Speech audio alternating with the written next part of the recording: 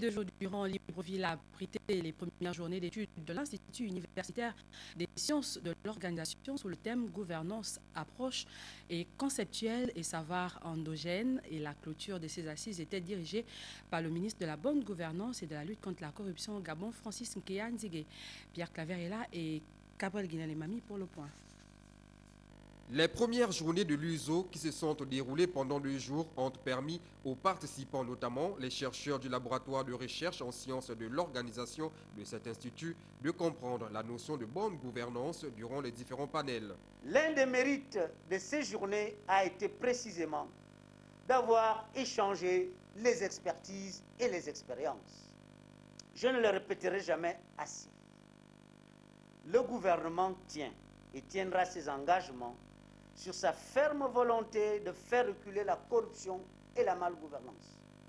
Car pour garantir son attractivité et continuer à assurer son développement, notre pays doit relever les défis du présent et ceux du futur. Au terme donc de ces journées qui se sont déroulées autour du thème « Gouvernance, approche conceptuelle et savoir endogène », on note que l'Institut universitaire des sciences de l'organisation se veut être un exemple dans la lutte contre la corruption à travers l'application de la bonne gouvernance au sein même de cet institut. Nous sortons d'ici avec la satisfaction d'avoir jeté un regard global sur un certain nombre d'aspects de la société gabonaise. Et donc, ce n'est qu'une joie renouvelée de pouvoir reprendre ce type d'activité.